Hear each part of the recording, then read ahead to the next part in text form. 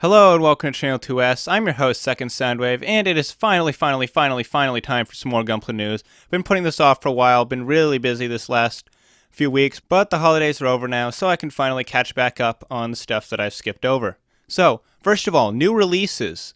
The Master Grade Unicorn Gundam Twin Frame version just released today. We have some new images of it. Obviously, it's just a Master Grade Unicorn with extra finish and a second frame. There's really nothing super interesting or innovative about it, but if you want to see these images, here you go. They are kind of cool looking, so there's that, I guess. The Premium Bandai High Grade Cosmic Era Sword Impulse Gundam was also released, although not today, that was actually a few days ago, and it looks even cheaper than the Blast Impulse. It just looks really bad. There's a lot of stickers on it. The swords are just blank white plastic with these big stickers on them. It's really disappointing and honestly not worth a single penny of the Premium Bandai markup.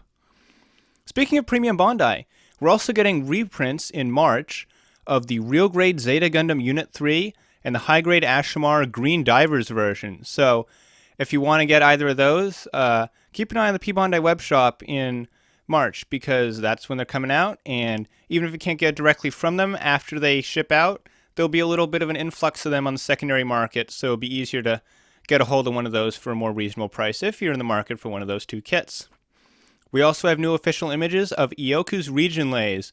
This guy's going to be arriving in the Premium Bandai web shop alongside McGillis's Graze Ritter in January. And it's looking pretty cool, although I do think I prefer the Julieta colors just a little bit more. Now we got a bunch of box art and some more official images for the January models. So first up, the Master Grade GM Sniper 2. It's one of those shoebox style Master Grade boxes where it's basically just one runner wide, vertical, doesn't take up a lot of shelf space, and it's also cheap to ship these kinds, so I always like it when they box them like this. Haven't really gotten a shoebox style Master Grade since the Double X, so it's nice to see them bringing it back since they've been doing a lot of kind of bigger kits recently like the Freedom and the Full Armor Gundam. Then we have the High Grade Universal Century Ground GM, some really cool artwork on this one, and then also a little bit of teasing by Bandai in that they are showing off the Goof Flight type very clearly in the background, even though we have no confirmation of any model for it, so hopefully that's something we'll be seeing later on down the line in 2017 because that thing needs a kit really, really badly. Next is the High Grade The Origin Gun Cannon Test Type, and it's the usual Origin style box. Really nothing special to see here, but it's pretty cool looking. Origin's always had kind of a neat art style, so if you want to see this, there you go. Similar things could be said about the High Grade Build Fighters Lunagazer Gundam's box art. It's just a typical Gundam Build Fighters box in a fairly generic pose, nothing really special to see here other than the fact that it's piloted by Lady Kawaguchi, which you might not know if you haven't been keeping up with the manga, so that is a plus, I suppose. You also have a new image here of it that reveals that it will have a second set of stickers for the gold section so that they are black instead as a sort of deactivated mode, similar to the GM Sniper K9 where we kind of got two sets of stickers with it, so you could have green sensors or red sensors for the exam system being activated. Pretty cool they did that, although it's also kind of frustrating since you do kind of need to make a permanent choice when you're building it as to which version you want to make. Then we have the Super Deformed Gundam Barbatos Lupus DX set. This is basically the X Standard kit with a bunch more accessories, even though it is under the BB Senshi line. And there's really nothing I can say about the art on this one, I just wanted to segue into the IBO kits. So, moving on to the IBO kits. The High Grade Helmwidge Reincar. And it is Reincar now, not Linker. That was apparently a mistranslation. And the Helmwidge is looking pretty cool. It's got some nice box art.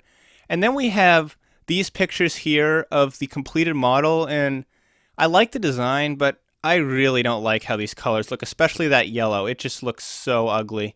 And it's kind of a shame because, like I said, I like the design, but the colors just kind of kill it for me. Speaking of which, we also got color images of the Hekija. And it sort of has a very Ashimar-esque color scheme with the green and yellow. And I honestly like it even less than the Helmwidge's colors. It just doesn't look good to me. Like, if you like these colors, that's cool, but this just isn't my cup of tea. And it's kind of cool that they've been giving each IBO kit kind of its own unique, distinctive color scheme, but some of these, like this one, just kind of fell flat for me. Now, finally, we have some magazine scans here. First up, the Master Grade Providence Gundam. I believe this is the first official Bandai image of it that we've gotten. I'm really looking forward to this one, not because I like the design necessarily. I'm not that big on the Providence Gundam. But I really want to see what kind of gimmicks they fit into this, because the Freedom 2.0 ended up being a really awesome kit with tons of functionality and moving parts and all sorts of awesome little features. And I want to know how much of that kind of stuff we could expect to see in the Providence, so I'm definitely going to be keeping an eye on this one as we learn more about it. Finally, this is the big one tonight. Iron-Blooded Arms Option Set 8. Now you might be thinking, it's just an Iron-Blooded Arms option set. How could it possibly be big? Well, Set 8 is taking the line in a totally new direction. So before they were doing just weapon packs with a mobile armor thrown in, now they're basically doing conversion kits. So Set 8 is going to include the entire legs for the Man Rodi, or rather legs for the Man Rodi that can be used to turn it into a Landman Rodi. Obviously, you're going to need to paint anything, but this gives you the legs that you need to finish that custom. And on top of that, you also get a head and skirt armor that you can put on your gay rail, and then you can add the shield from option set 7, which is pretty awesome.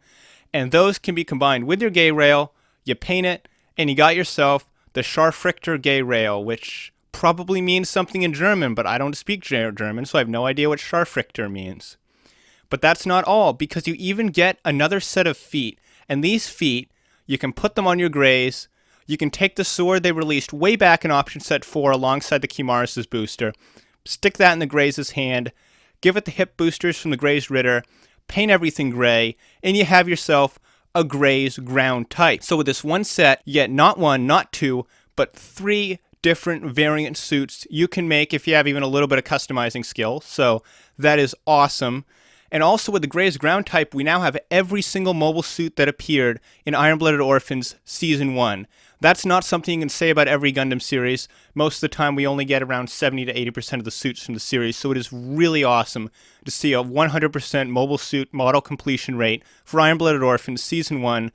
Very glad to see that. That's so cool. And it's also really neat to see them kind of making things more targeted at customizers now, since a lot of the Gundam kits we get nowadays are all about, looking good right out of the box. So it's nice to see they're kind of remembering the customizers out there and releasing stuff like this that's targeted more at them. So that's all for tonight. If you enjoyed this episode, be sure to leave a like and share it around with your friends. And if you aren't subscribed already, click the icon on the screen to fix that. And then check out some of my other content by clicking either of the thumbnails beside it. I'm your host, Second Soundwave, and I'll see you next time.